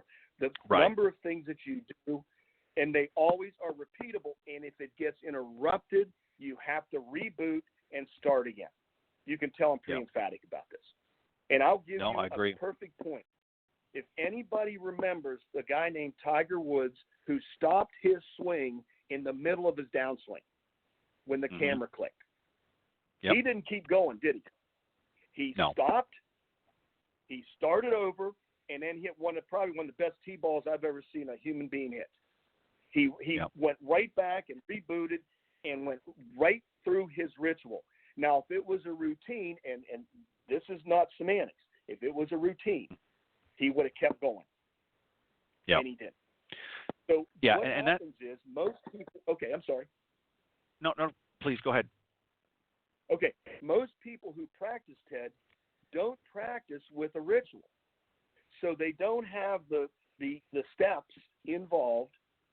So when they go to the golf course, all the thinking is done before they step onto the first tee.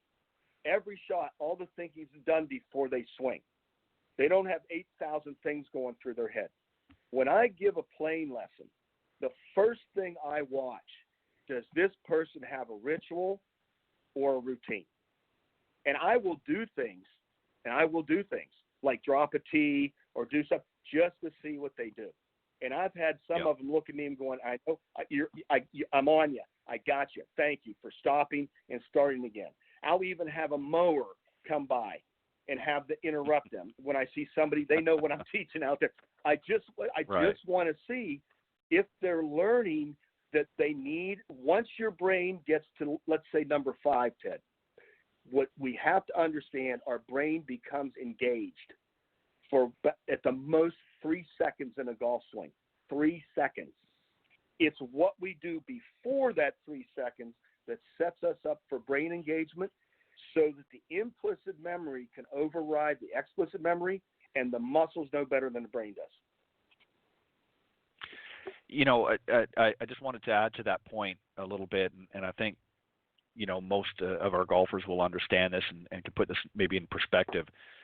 And actually, really when you think about it from the way you're discussing it tonight, is maybe we need to rename the pre-shot routine to the pre-ritual routine, because really that's what you're talking about in a lot of sense. Because most of our amateur golfers don't do what you just described as an example that Tiger did. For instance, most of our weekend warriors or everyday golfers that go out there might have some kind of a routine that they get into, but if they're interrupted, they don't start that whole process over again.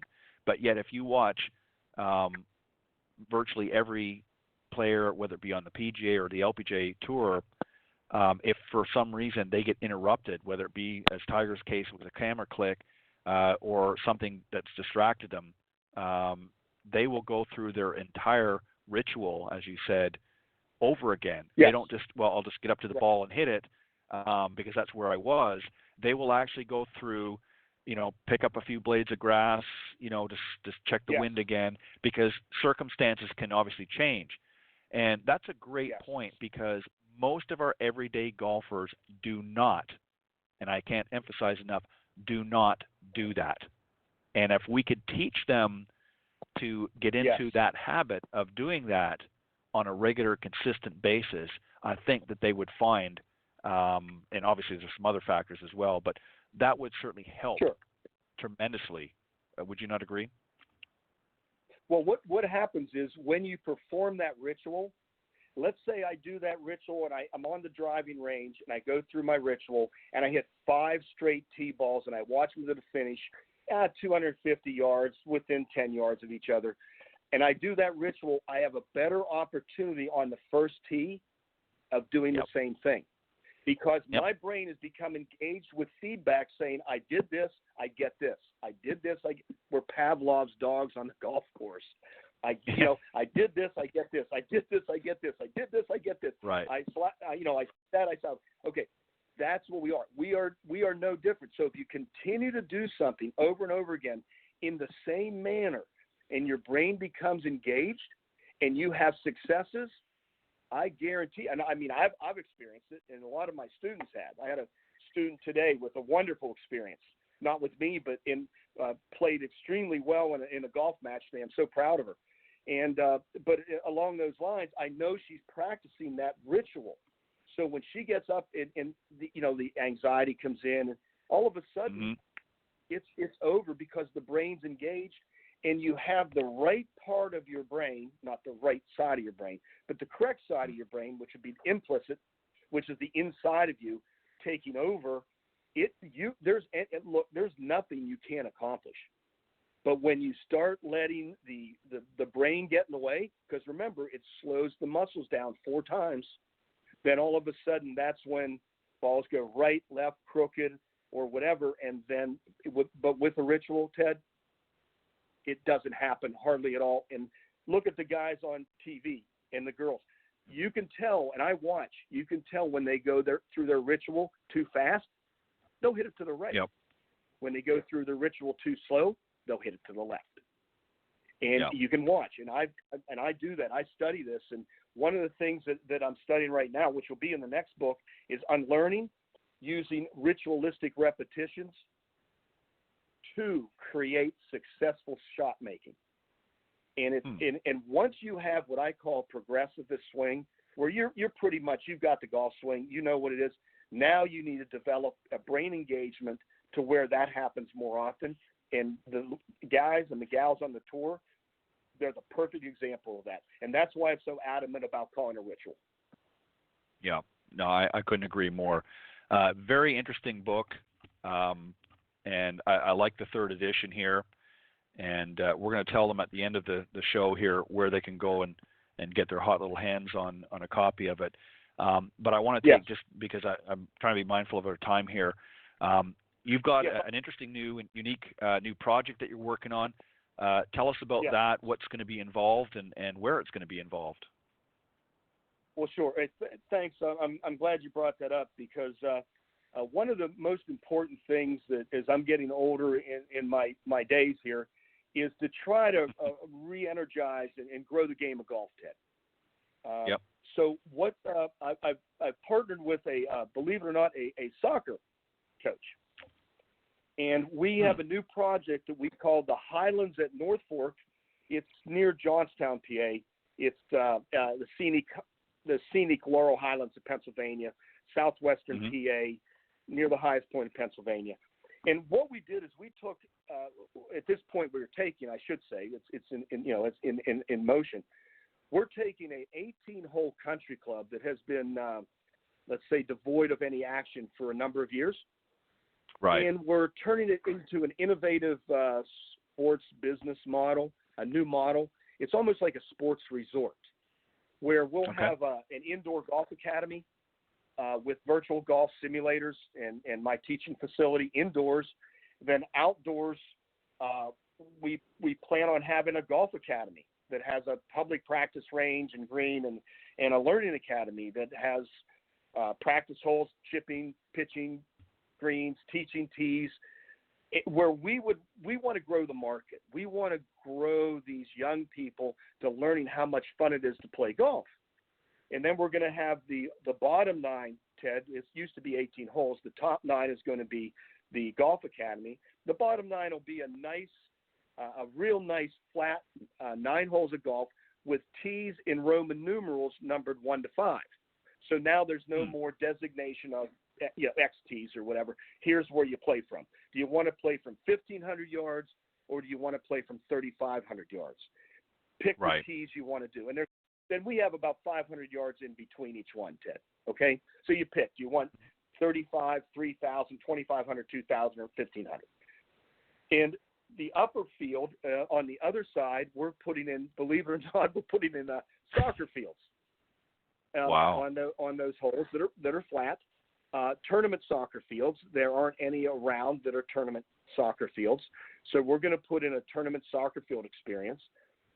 But the most interesting thing about this, Ted, is the reason we really were attracted to the property is because not only does it have a wonderful clubhouse where my wife is the chef, and we're going to have a nice snackery menu, and we're going to have a retail store, which is going to be extremely nice. But the thing that attracted us, there is a 21,000 square feet indoor tennis facility. Oh, which wow. We're going to do indoor tennis and indoor soccer in the wintertime. So we'll have indoor soccer, indoor golf, and indoor tennis. So it'll be a real a year-round facility in an area that probably has 4 to 5 months of, we'll call it heavy snow. Right. In the Northeast where we are. But it'll give everybody an opportunity to continue to work on their skills. And if a family has a son or daughter that wants to play tennis or want to play soccer, wants to play golf, we're the one-stop sports shop, in order to do that. And we're pretty excited to bring young people and even families, husband, wife, or families into the sports arena, maybe for a couple hours a day, getting us away from the electronics, which you and I are using right now. Not saying anything wrong with that. But, and we're thinking, we are using that now. So, but this sports academy idea, we're a learning first facility, and we just want to try to grow the activity in sports because, as you know, I'm a proprioceptive guy, and I want people to keep working on their rituals instead of their routines. Well, Greg, what's interesting, when I was preparing for tonight and I was reading through, obviously I've read the book, but also reading through about your new venture and project here, what I found very interesting about it is, the industry has seen a lot of changes, and certainly in a multitude of ways, but particularly over this last decade, there's been, depending on who you listen to, there certainly has been some decline in some areas, but growth in other areas. But I think, unfortunately, there are some in the industry that are slow to change. And I think what the industry has to recognize there's arguments, well, what can we do to grow the game? And one of the interesting things about the concept that you're proposing here is, as much as we want to grow golf, and I'm certainly all for that, not everybody plays golf. Not everybody has an interest in golf from the get-go. So you're offering here an opportunity for lack of better words, some cross-pollination, because you're offering other things besides just golf. So, for instance, if parents come and they've got 3 kids, maybe one's already active in golf in some fashion, but the other 2 aren't, but maybe one's interested or both are interested in soccer, they're getting exposed to golf just by virtue of being at that facility. And it gives them an opportunity to say, hey, you know what, I've never tried that. Whereas going to a traditional golf course, and I'm all for that too, if you're not already vested in golf, or you're not, brought there by your parents or friends or what have you, people tend to shy away from that. But if you're going somewhere where there are other activities going on, there's opportunity. And that's really what we want in the golf industry, is we want to give people the opportunity to learn this game. And once they do, as you and I know, and they start getting in there, and that's why companies and organizations like Topgolf have done extremely well, even though I know it's entirely different and it's not, quote-unquote, a true golf game. They have brought a generation interested in golf. Now, whether that translates into actual golfers, we'll still, wait to see on that. But at least they're exposing people, whereas the traditional country clubs, they've sort of, their business model hasn't changed in many, many decades, and it's really, they're struggling in trying to find a way of bringing people to the game. So this might be an opportunity for you to really help in a different way by utilizing a facility that's already there and just sort of rebranding and redeveloping it into something that's applicable to everybody, not just the golfers. But, and I appreciate that you say that, Ted, because the object is, there's a lot of people, as you know, that are soccer players that don't know anything about golf.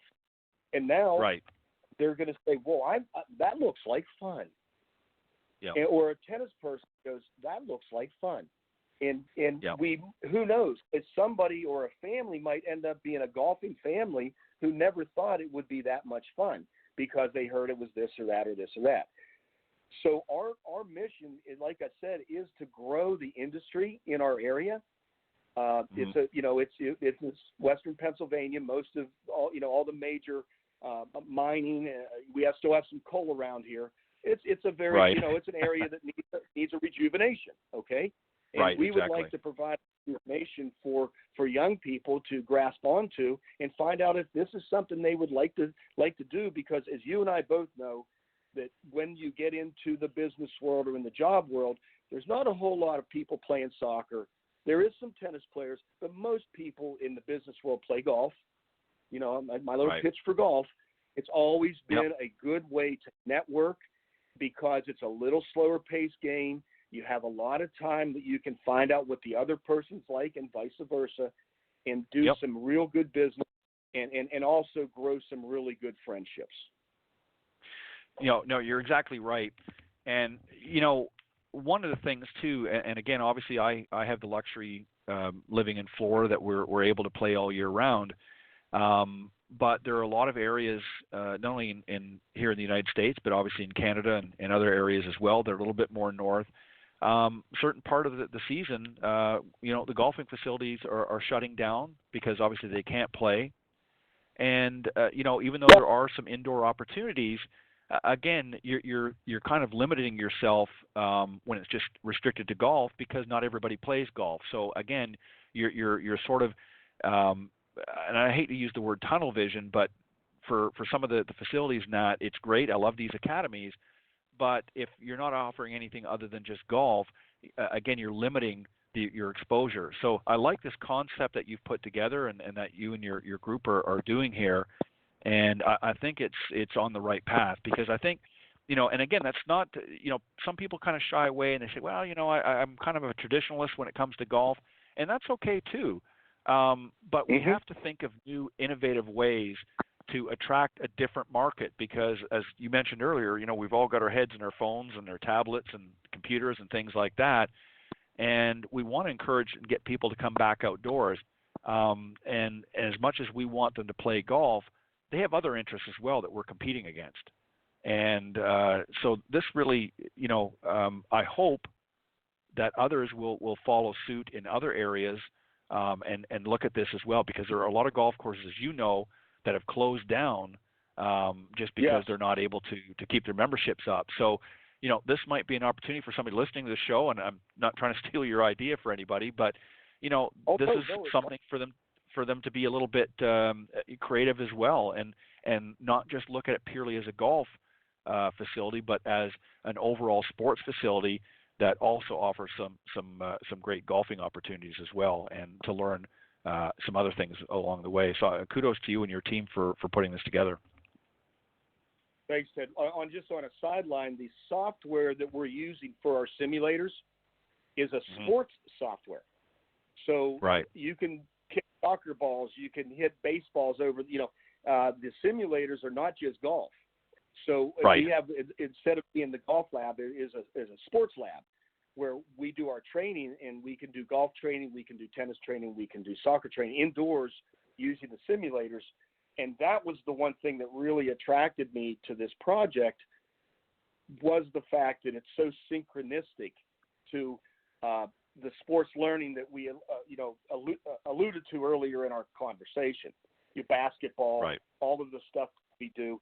And we're not just limiting ourselves to golf, though we are going to grow golf. I mean, that's my passion and my love.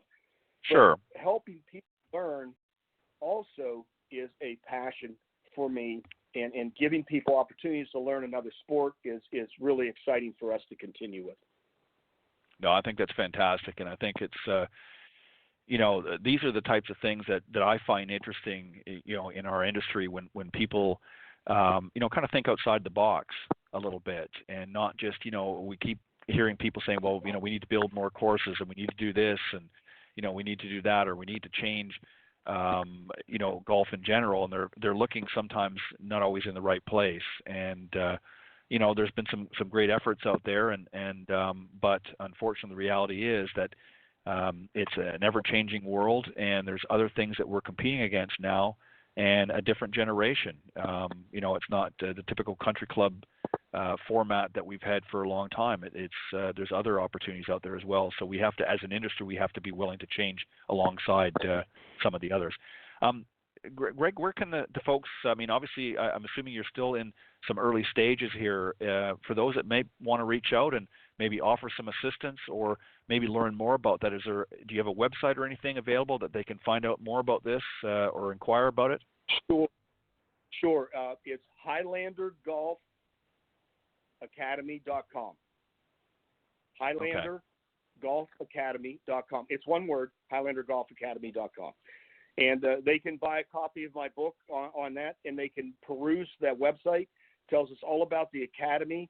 And if you click on HighlanderSoccerAcademy.com or HighlanderTennisAcademy.com, you'll be able to peruse the entire website, everything we have that we're building towards. Our opening is April of 2020. We're having our general membership drive next Saturday, as a matter of fact, where we're having a lot of events showcasing a lot of the changes that we've made to this point. But the golf course has not been in use for several years, so it's going to take us some time, to get it back up and running. But we're looking forward. I've got a really good superintendent in Charlie Oster, and I'm really looking forward to opening in 2020 in April. Perfect.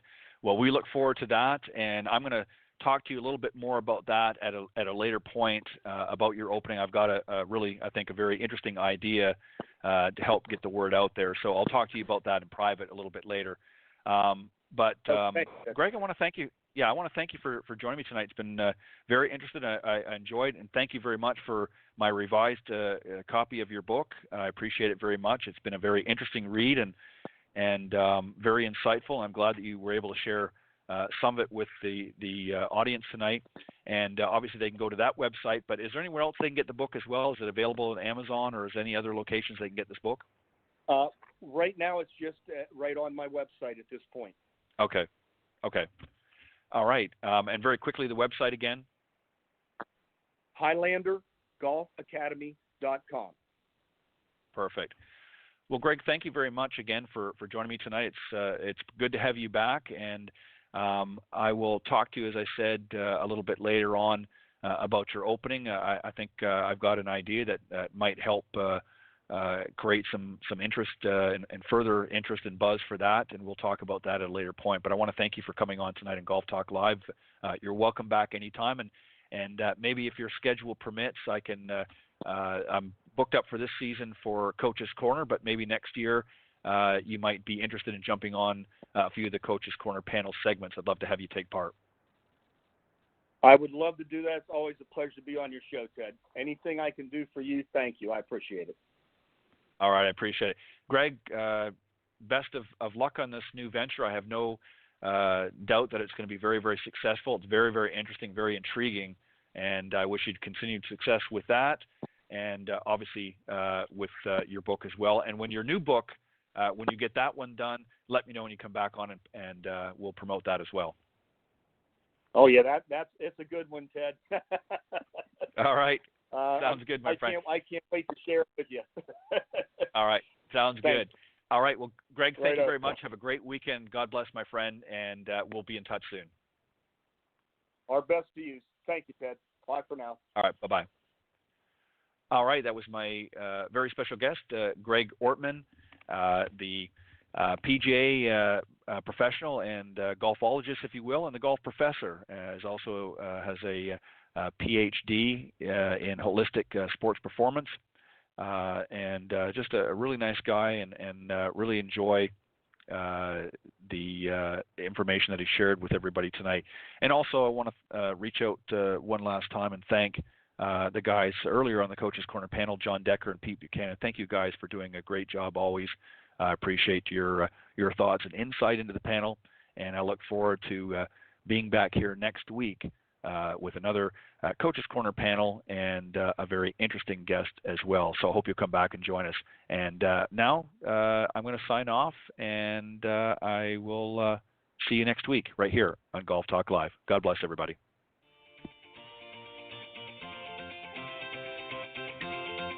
Thanks for listening to this evening's broadcast of Golf Talk Live. Remember to tune in each week at blogtalkradio.com/Golf Talk Live. If you can't join us live, check out the on-demand section for previously aired broadcasts, or listen on any of the following social media platforms: iTunes, Stitcher, TuneIn, CastBox, TalkStream Live, and of course Spotify. To get updates on future shows and upcoming guests, be sure to visit the show's Facebook page, Golf Talk Live Blog. You can also follow me on Twitter at Ted and Buck CEO. Remember to join me live each week for another great broadcast of Golf Talk Live. See you next time. This has been a production of the iGolf Sports Network.